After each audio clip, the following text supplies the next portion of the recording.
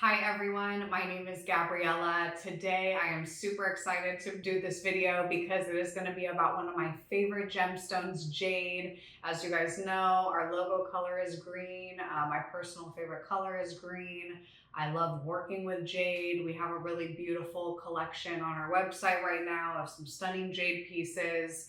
And I have many more ideas in the future of beautiful jade pieces that I want to make. You know, there's so much to discuss with jade, so I do anticipate us making more jade videos, but this video is going to be all for my kind of newbies in the jade world. If you have jade and think you know some stuff about jade, but you want to kind of brush up or educate yourself a little bit more, I'm going to be covering a lot of different topics about jade in this video, and then in the future, we're going to kind of dive deeper on each of those topics because there truly is just so much to know. But first things first, let's just talk about the different types of jade. So you're going to have Imperial jade at the very top, which is the most rare and highly prized jade. It is extremely hard to get. It's typically out of most people's price point. In order for something to be classified Imperial jade, it has extremely rigid and specific specs to it.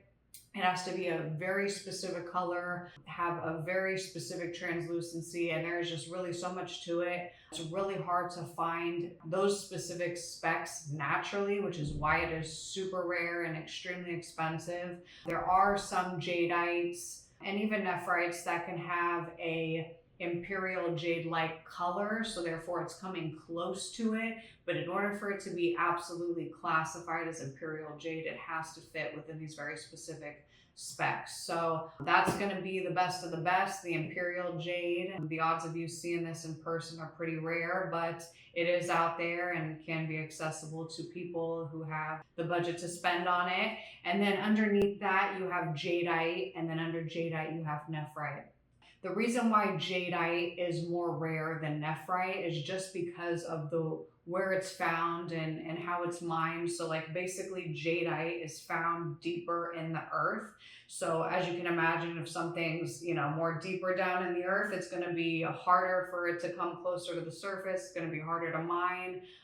It becomes a little bit more rare in that instance. It's harder to locate. So it's harder to just find the places to mine it in general, so that's why there's a little bit supply and demand there, just in summary. And Nephrite is a little bit closer to the surface, so it's more accessible in that way. It's still great quality, extremely beautiful, but just because of the fact that it's easier to get and there's a lot more places to mine it on the earth that we know about, it makes it a little bit more accessible, which is why it's going to be the last in line there. Where can you find jade? So I think a lot of people, when they think of jade, they may think of China because of the rich history there in regards to jade, just culturally, but you can find it in Burma. Myanmar, which is previously known as Burma, is a great place to have jade mined, and that's where a lot of jade comes from. Guatemalan jade, extremely beautiful jade, and I don't think a lot of people know that you can get jade in Guatemala, but you absolutely can, and there's a lot of mines there. And then in Canada, so a lot of the jade on the market today, you may see it is going to be from Canada, so Canadian jade. And then we found jade in the United States, so Wyoming is a big place for mining jade. A lot of jade dived for in California, off the coast of Northern California. There's a lot of people doing that. So yeah, there's a lot of different places where, as you can see, jade can come from, which is really kind of cool. And the other cool thing about it is, you have, if we're just talking about Jadeite and Nephrite, you have so many different like color profiles for both of those that are options.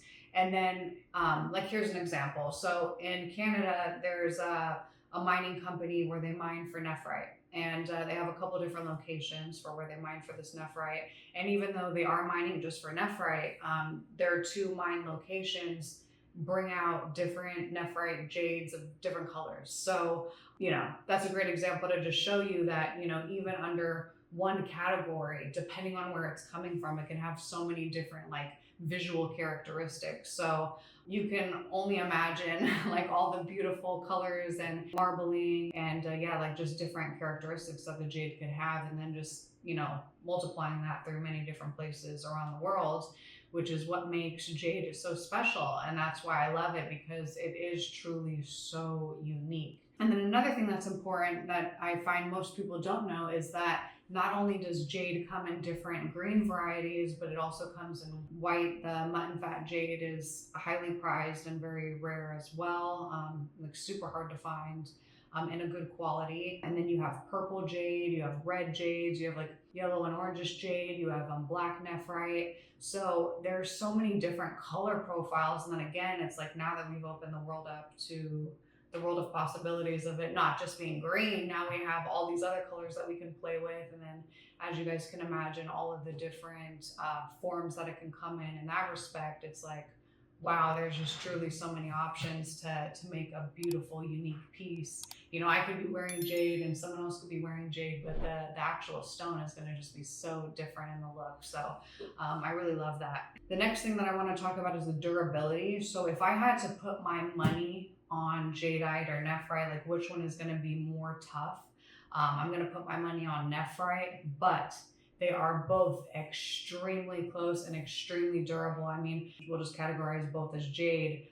They're damn near as tough as steel. So they are very, very durable when they are natural and untreated. So super tough stone, really hard to scratch, really hard to break. More tough than a diamond, even though on the Mohs scale, the diamond is higher on that scale. Just the way that jade is made up internally makes it super tough, and we'll get into more like the mineral composition in another video.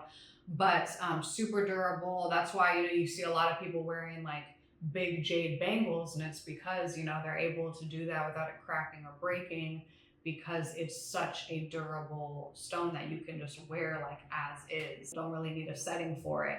That's a little bit about the durability. And now I want to kind of go into like the treatment. There's A, B, and C jade, and then there's B and C jade. So A grade jade is untreated, natural, never been touched before with any sort of treatment. It is from the earth. Imperial jade is A jade. You can have nephrite jade and jadeite, that's A jade. Then the B jade is going to be when it is bleached. So there could be a bleaching process that takes place. So like essentially when the jade is getting mined, when it's getting mined, there can, you know, a lot of things can happen. I mean, there could be fractures, the jade could break or have like, you know, a lot more inclusions. And just if it's like not as desirable as they want it to be, a lot of times what they would do instead of just discarding the jade overall is they're going to bleach it to kind of get rid of some of those imperfections. And this ultimately what happens with this bleaching process is it does make the stone more brittle. So if you ever had like a bangle that's cracked or a jade piece that's cracked or broken in some way, you might want to get that tested. It may actually be a simulant. So, and we'll get into that in a second. Our tiers here, so we got A jade untreated, B jade is bleached. And again, if it's bleached, they're just trying to get some of those impurities out so that way they don't have to like discard all this jade that they mine that isn't quite A grade material. And then you have C jade, which is what they call impregnated jade. So it's typically with like a polymer or a resin, and how they get the resin and the polymer into the piece is through like a centrifuge, and this typically takes a few days. It takes a while to kind of like have those materials seep into the piece. And then you have B and C jade, as I just mentioned, which is a combination of the both.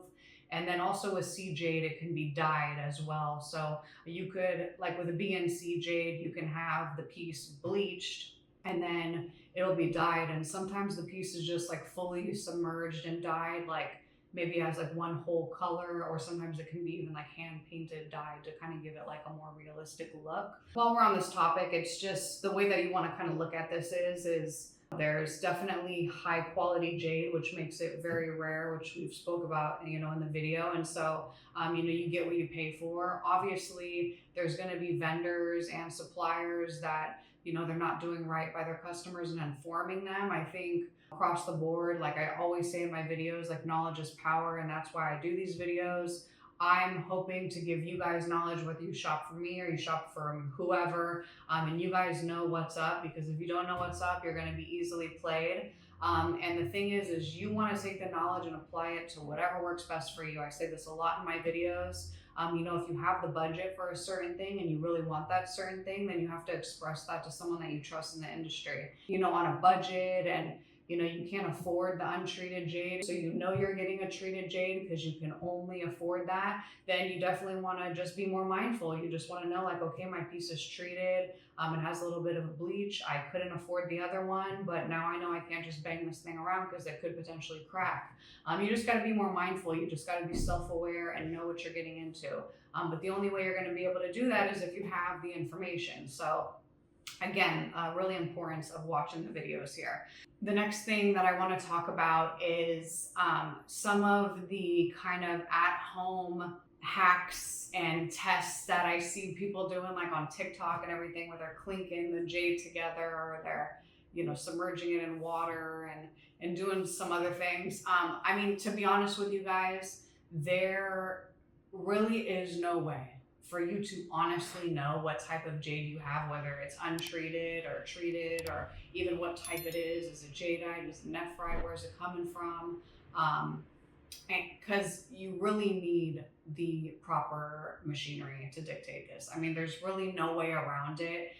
Even if you do like I'm gonna call it the chime test, for, you know, lack of a better term, if you're chiming it together, yes, it's gonna have some sort of a ring to it, but there's also simulants that have the same exact ring. And first of all, you're gonna have to determine, is this even ringing right? And then who's gonna check you on that? Who's gonna let you know, like, oh, that's the right ring, the wrong ring? I mean, even with when people say, like, oh, jade is cool, like, yes, it is cool to the touch and it can cool down, but it can also warm up.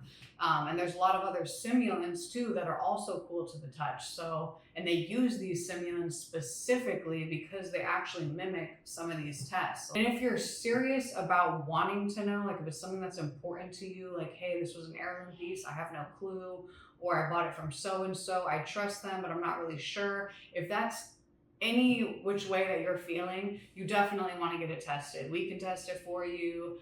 There's other companies that can get it tested for you. GIA, any other lab can test it for you. So, but you do need machinery, and it costs so much money to have these machines to be able to detect these certain things. Because even with the BJ, the BNC, like, it's hard to, with some of the other machines, to test for if it's been impregnated with the polymer and the resin. So you need other types of machinery to kind of like look at all these different things. So anyways, I hope that this video provided some insight. There is obviously, as you can see, a lot to know. And I mean, basically, I just scratched the surface. I really wanted to kind of keep this brief and just really simple, so that way you guys can take away a lot of important things from this video and at least know that these things exist. And then obviously over time we will kind of dive into these deeper. And if there's anything that really stood out to you in this video that you're interested about, please comment below, so that way I know it's of importance to you, and then I can take the time to make a video about it. If you'd like to speak to me directly, you can book an appointment with me on our website. That could be in person or remote. Our phone number's on the website. You can call, text us. But I'm more than happy to do a consultation on this. As you guys know, I love making custom jewelry. I like working one-on-one with my clients. I love to inform you guys, even if you're just buying like a ready-to-wear piece off the website. If you have any questions about that, please feel free to reach out. We really do like to have an open communication with all of our clients. So don't hesitate. You can always reach out to us on social media as well. But if you like this video, please give it a like. Please comment if you have any questions. And I look forward to doing more of these videos. As always, it's been an absolute pleasure, and I hope you guys have a good day.